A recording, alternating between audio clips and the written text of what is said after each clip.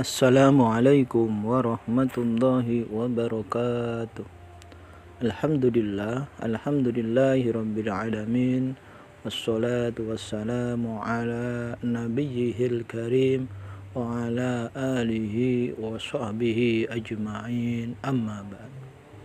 Pada pertemuan kali ini kita akan bercerita tentang 4 malaikat ketika sakit.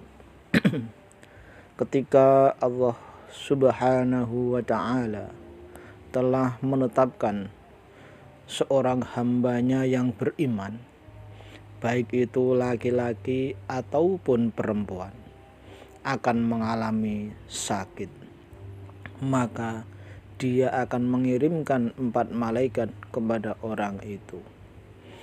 Malaikat pertama diperintahkan untuk mengambil kekuatannya, maka orang itu menjadi lemah, tidak seperti biasanya.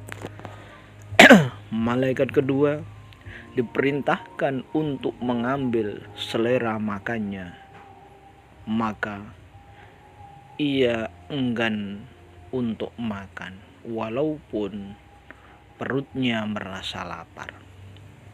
Malaikat ketiga diperintahkan untuk mengambil kecerahan wajahnya, maka orang-orang yang ada di sekitarnya akan melihat bahwa ia sangat pucat. Dan malaikat yang keempat diperintahkan Allah untuk mengambil dosa-dosanya, maka ia terbebas dari dosa, kecuali dosa yang berhubungan dengan hak-hak manusia, hak adami. Ketika Allah Subhanahu wa ta'ala menghendaki hambanya yang beriman itu sehat kembali, maka Allah memerintahkan malaikat pertama untuk mengembalikan kekuatannya kembali, dan ia akan berangsur kuat kembali. Adapun malaikat yang kedua diperintahkan untuk mengembalikan selera makanannya, maka ia akan senang makan dan itu membantu untuk memulihkan kesehatannya. Malaikat yang ketiga diperintahkan untuk mengembalikan kecerahan wajahnya, maka kepucatan wajahnya berangsur menghilang dan kembali cerah seperti sedia kala. 3 malaikat itu telah selesai melaksanakan tugasnya dan tidak lagi membawa beban apapun. Tinggal malaikat keempat yang menunggu perintah Allah turun kepadanya, sehingga ia tidak harus membawa seperti ketiga malaikat temannya itu. Tetapi perintah itu tidak datang-datang juga.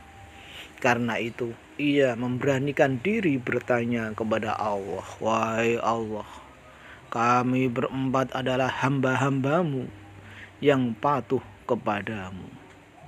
Mereka bertiga telah Engkau perintahkan untuk mengembalikan apa yang mereka ambil.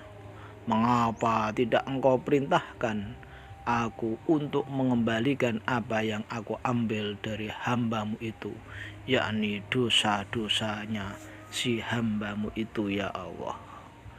Allah Subhanahu wa ta'ala berfirman, "Kemuliaan yang aku miliki tak pantas membuatku menyuruhmu untuk mengembalikan dosa-dosanya. Setelah aku membuatnya kepayahan karena sakit yang dialaminya." Malaikat keempat berkata, "Lalu apa yang harus aku lakukan dengan dosa-dosanya ini, ya Allah?" Allah berfirman, "Pergilah engkau ke laut dan buanglah dosa-dosanya di sana." Malaikat keempat turun ke laut dan membuangnya di sana, dan ia terbebas dari beban sebagaimana ketika malaikat temannya. Kemudian dari dosa-dosa yang dibuang tersebut, Allah menciptakan buaya laut. Wallahu a'lam. Kalau dalam sakitnya itu sang hamba mukmin meninggal, maka ia akan pergi menuju akhirat dalam keadaan suci tanpa membawa dosa-dosanya. Tentulah dikecualikan dosa-dosa yang berhubungan dengan hak-hak hak-hak adami. Hal ini mungkin salah satu penjabaran dari sabda Nabi, sakit panas sehari semalam adalah lebur dosa setahun.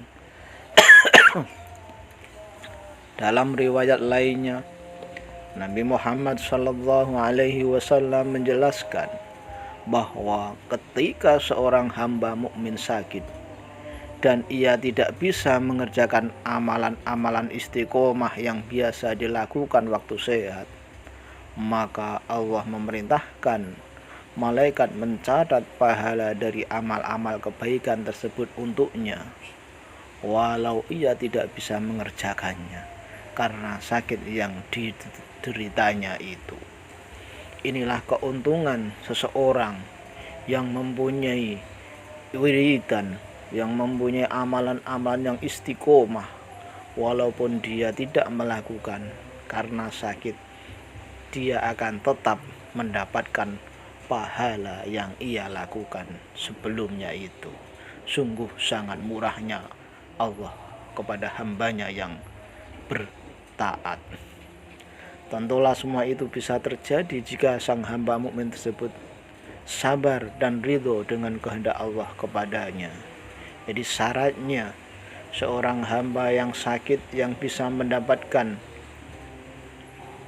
fadilah atau yang mendapatkan ampunan tadi dengan syarat mereka ridho, mereka tidak mereka ikhlas, mereka tidak gersulo atas apa yang diberikan Allah kepadanya.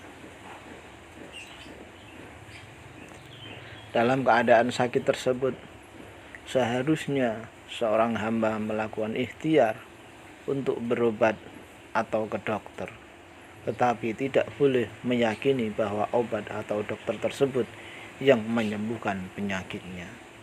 Kalau keyakinan seperti itu tertanam, bisa-bisa ia terjatuh pada kesyirikan yang samar atau syirik khafi. Karena sesungguhnya hanya Allah yang berkehendak menyembuhkan, sebagaimana hanya Dia pula yang menghendaki menjadi sakit. Maka ikhtiar itu ada batasnya.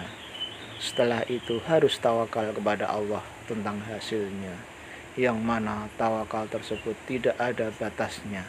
Jangan sampai kita terjebak dengan berusaha ikhtiar tanpa batas dan tidak pernah sempat untuk tawakal. Apa jadinya kalau kita meninggal dalam keadaan ikhtiar, sementara itu belum pernah atau belum sempat tawakal kepada Allah. Sekian, semoga bermanfaat dan bisa mengingatkan kita agar kita selalu menerima apa yang diberikan oleh Allah kepada kita, khususnya ujian sakit yang diberikan kepada kita. Kita harus selalu menerima dengan lapang dada, yang akhirnya kita akan mendapatkan pahala. Amin, amin ya rabbal alamin. Wassalamualaikum warahmatullahi wabarakatuh.